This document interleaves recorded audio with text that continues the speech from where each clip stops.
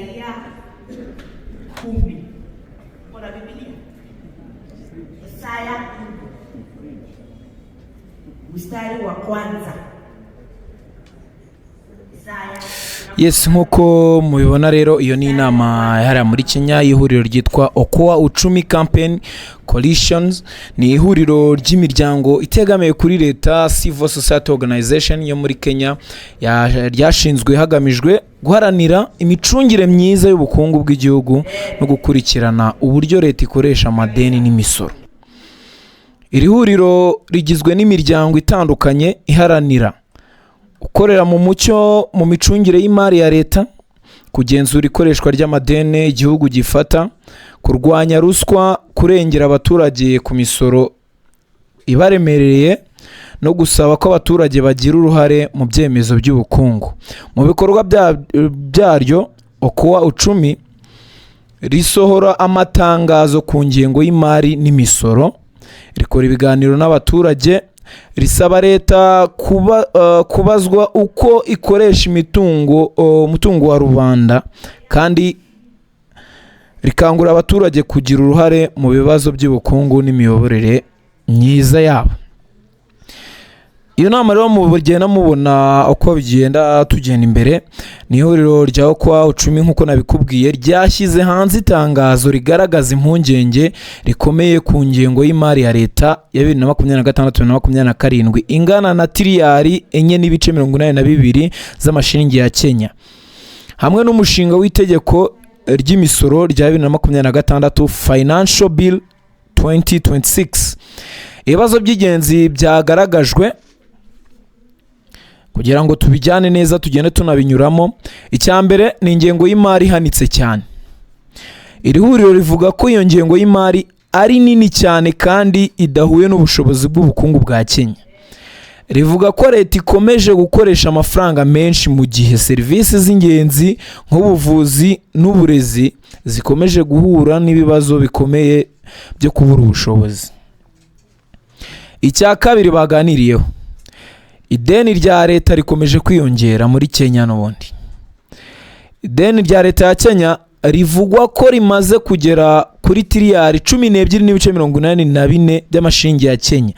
Iri huriro rivuga ko gukomeza kwaka imyenda myinshi harimo tiriyari 1.1 biteganyijwe kuzava mu madeni bishobora kurushaho guteza igihugu ikibazo cy'ubukungu.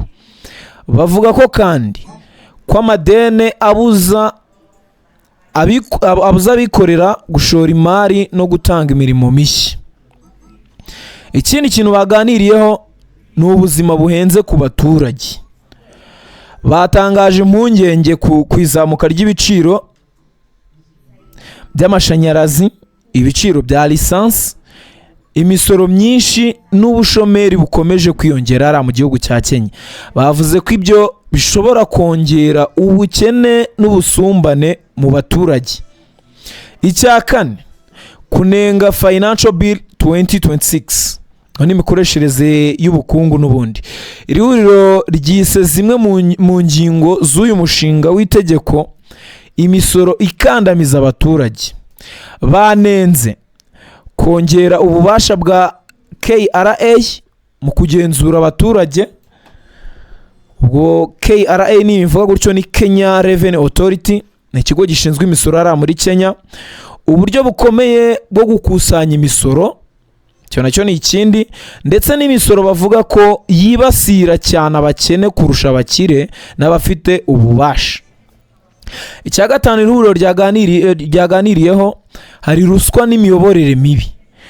Itangazo ryagarutse ku bibazo bya ruswa mu gutumiza lisansi, ibibazo muri gahunda ya G2G Fuel Framework, ndetse n'ikibazo cya miliyari 11 y'amashiringi ya Kenya bivugwa ko cyibwe muri gahunda ya SHA. Bavuga ko ibi byose bibaho mu gihe serivisi za leta zikomeje gusubira inyuma. Ubwo murabyumva neza, twari tubivuga ejo hashize n'ejo bundi muri iyi minsi, tuvuga ko abanyakenya mu mihanda batwara ibinyabiziga, batwara abantu n'ibintu, ko bagiye mu mihanda bakigaragambya bijyanye n'ubukungu n'ubundi mwabyumvise none iri huriro rishinzwe icyo nakita nka audit kuri leta n'uburyo ingengo y'imari ikoreshwa bamaze kuhavuga ko n'ubundi mu gutumiza essence ndetse n'ibikomoka kuri peteroli harimo uburiganya bwinshi ndetse na za ruswa bitanatuma nyine n'ubundi iryo zamuka ry'ibiciro by'ibikomoka kuri peteroli ritakomeza kwiyongera. Iby'iri huriro risaba rero kugira ngo tujyane neza rirasaba gukurikirana no guhana abari inyuma ya ruswa mu rwego rwa lisansi n'ubuzima.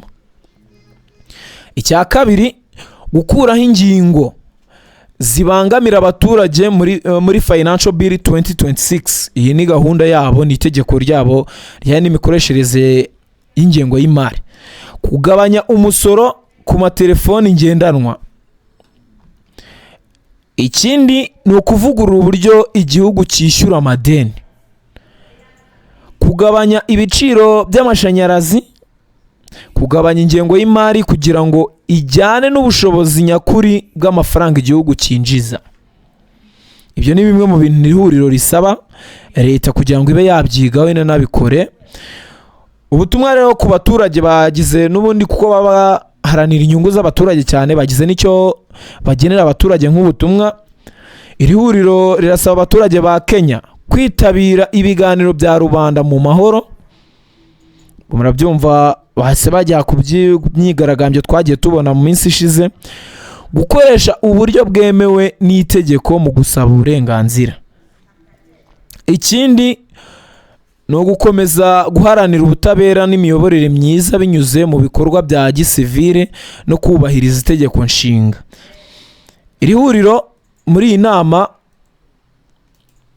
n'ubundi barebaga ku bijyanye n'imyigaragambyo n'imvuru zabaye muri Kenya mu minsi ishize, ndetse na n'ubu abaturage bataratuza cyane ko bavuga ko imibereho ari bagoye kubaho, ubuzima, igiciro cy'ubuzima cyazamutse, ibicuruzwa bigiye bitandukanye nabyo byazamutse. Basaba leta ko yaba hafi bakaba babaho biboroheye kandi ibintu byose bikagenda neza. Ubwo rero murakina mubibona, yo yari inama hariya muri Kenya y'iri huriro. Iri huriro ryo rikabwira abaturage yego biremewe kuba waharanira uburenganzira bwawe, ariko bikore udateje imidugano ndetse n'umutekano muke mu gihugu. Mwabyumvise ibyo bagiye basaba leta ya Kenya.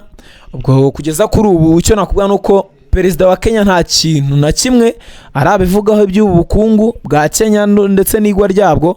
Twebwe tuba duhari ngo tubikurikirane byose. Ubwo nagira icyo bitangazaho natwe tuzababwira kuko tuba duhari ku bwanyu. Muri Kenya rero ntabwo byoroshye. Leta iyo muri audit baba bayikoreye murumva ko harimo ruswa nyinshi, harimo gukoresha imari nabi kugeza n'aho amadeni yongera atanakenewe cyane. Rero iri huriro riti leta nisabe inguzanyo ariko zijyanye n'ubushobozi, nibakoreshe ingengo y'imari ijyanye n'ubushobozi bw'igihugu. Ntago mu buzima busanzwe, tubijyanye mu buzima busanzwe, ntago waba winjiza 500 ku kwezi ngo ukoreshe 800. Aho n'ubundi ya 300 arenga kuri 500 winjiza azava mu nguzanyo. Sinumva rero ku kwezi gutaha n'ubundi uzakoresha 800 muri 500, sinumva ko hari ideni wazishyura, ahubwo uzongera ideni kugira ngo ukomeze kubaho. So nibyo rero muri Kenya ubwo turakomeza tubakurikirana turebe uko ibintu bimeze.